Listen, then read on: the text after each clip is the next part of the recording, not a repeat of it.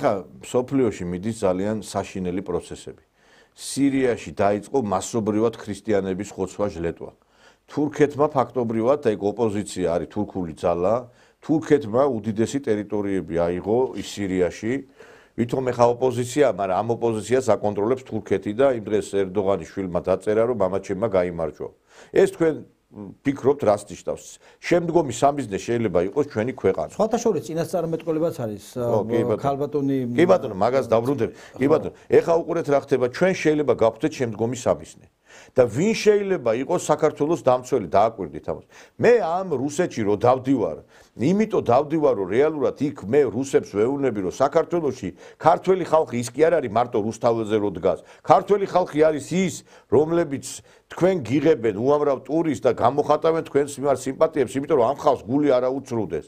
იმ გავრილოვთან, იმ უნივერსიტეტებში, იმ პოლიტოლოგებთან, ექსპერტებთან, იმ რუს პოლიტიკოსებთან შეხვედრების დროს მუდამ ამაზე მაქვს ხაზგასმა, რომ მათ რუსეთმა რომ საქართველოს ესე იგი მიმართ მწვანე შუქი აუნთოს თურქეთს ხვალ შემოვა თურქეთი დაიკავებს აჭარას და მე მაინტერესებს ეს შარვალ ჩახტეულთა ოცეული აიღებს ის მემანუელ მაკრონი რომელიც ხარდაჭერას გვიცხადებს მაინტერესებს სად არის ეს ევროპელები რომლებიც ლაპარაკობენ რომ აი ჩვენ გვიცავენ რა დაგვიცვეს მაინტერესებს ომი იყო და წყალი და პამპერსები გამოგვიგზავნეს რა როდის იყო ევროპა საქართველოს დაუწვია ხალხო ერთადერთი ვისაც შეუძლია საქართველოს ტერიტორიული მთლიანობის მიმართ რაღაც დაბიჯები გადადგას დაგვიცვას არის რუსეთი არც ფრანგი დაგიცავს, არც იტალიელი, არც ამერიკელი. ეს ტვინაღზობი ხალხის იმაში ვერ შედის ეს ყველაფერი. ჩვენ უნდა გავაფორმოთ ისეთი ხელშეკრულება რუსეთთან, როგორიც გააფორმა ბელორუსიამ,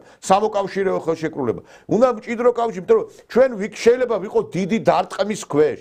და ამ ქვეყანაში კიდევ არის უამრავი აგენტურა, რომელიც შემოსულია სხვადასხვა მეთოდებით. ხვალ შეიძლება აგვიფეთქონ სხვადასხვა რეგიონები, სადაც არიან მათი ანკლავები, სადაც არიან მათი დასაყრდენები. ამა და რა ნაცებზე, რა იმებზე ლაპარაკობთ ისეთი გამოწვევების წინაშე მდგა. საქართველოს არის დიდი გამოწვევების წინაშე. ხვალ ესე იგი უკან დაგვრჩება ის ყველაფერი. ჩვენ უნდა ვემზადოთ იმისათვის დაწყებული. მთელი ეხლა სირიას იმაშვებიან, ინაწილებენ იმას რა ქვია, ტორტის ნაჭერივით რა. იქით ისრაელს მიაქვს ტერიტორია, აქით თურქეთმა აიღო ტერიტორია, იქით სხვები ემზადებიან რაღაცის წასაგლი. აღარ არსებობს ის სირია აღარ იქნება, რომელიც იყო ის სირია. და კიდე იმბედს გაიზიარებს უკრაინა. და ჩვენ ამ დროს ვითომაც არაფერი აქ ვამსხრებთ, ვანგრებთ, ვანადგურებთ ყველაფერს, ხალხო.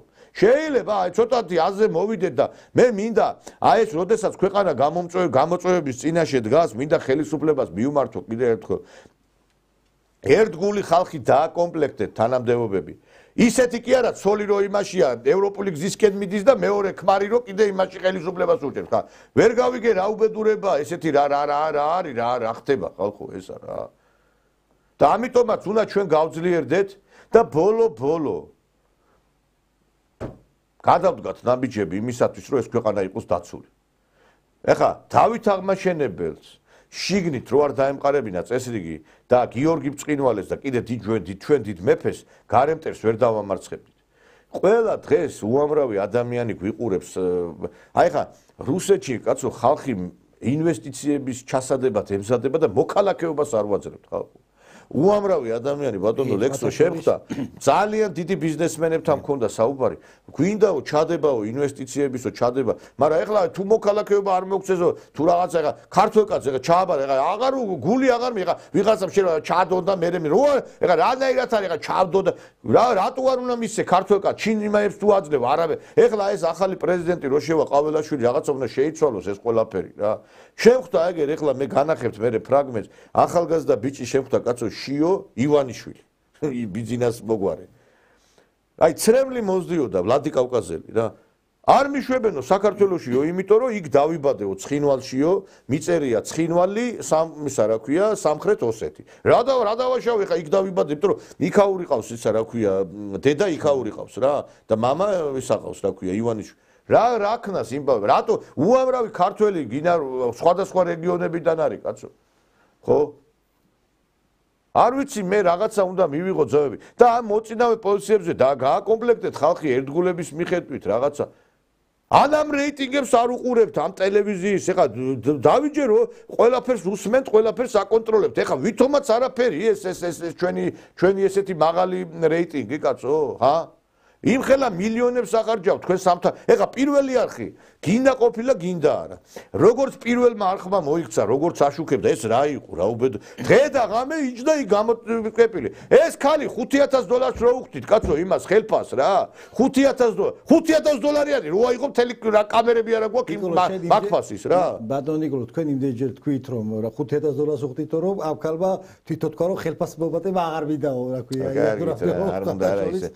მართლა ეგრეთ თქვა, რომ არა, იცი რა არის, მე ხა იცი ვიღაცა მიგ ტაში დაუკრა რაღაცა გამოვიდა თქვა, ბიჭო, ჯერ ეგერთი დააყენე, დაცვა და თუ ვინმე ძალით შეიჭრებოდა, იმ პირველ რიგში დაიჭებდნენ სისხლის სამართლის პასუხისგებაში მისცემდნენ, რომ გამოვიდა იქა. ეხა მე რომ მივიდე იქა და მოვითხოვე, დაუთმიათ ეთერი თქვენ თუ ის ყوار დაუთმიათ, არა. ვინ დაგითმობს ეთერ?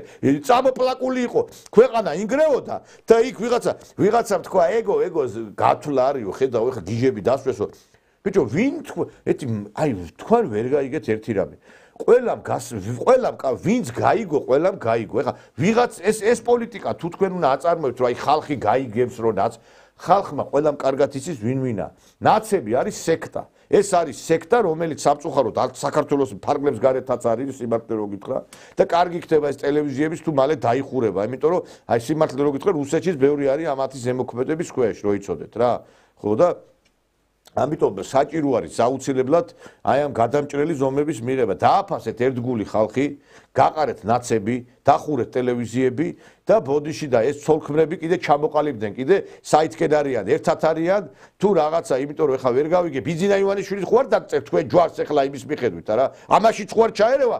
ყველაფერში რომ ბატონ ბიძინას ახსენებთ, ეხლა ბიძინაც ხო არ შეგიქმნით იქ აი საოჯახო პირობებს, თქვენ ეხლა ცოლქმარ შორის მომრიგებელ მოსამართლედ ხო არ იქნება იქა თქვენ რომ დაგილაგოთ სიტუაცია რა. დაინახეთ, სხვა ხალხიც დაინახეთ, კაცო. დაინახეთ ადამიანები, რომლებიც გვერდში გიდგანან 25 წელია თქვენს გვერდით იდგანან უკვე რა.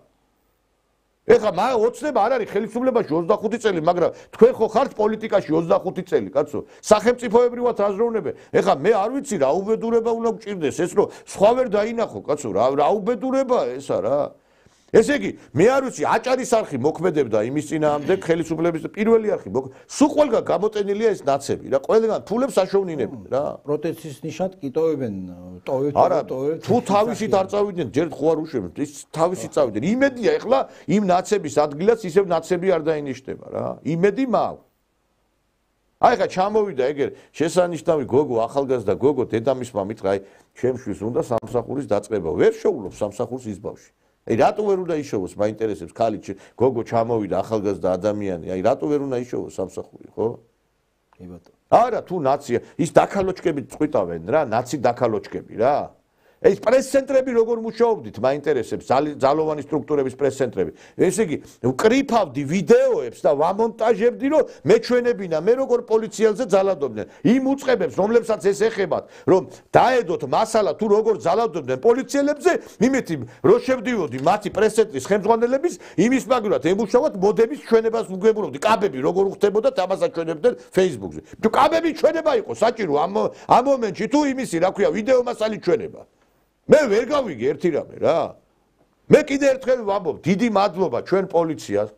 დიდი მადლობა შინაგან საქმეთა მინის ბატონ ვახტანგ გომელაურს, რომ არა პოლიცია დღეს საქართველოში იქნებოდა დამყარებული ნაც დიქტატურა.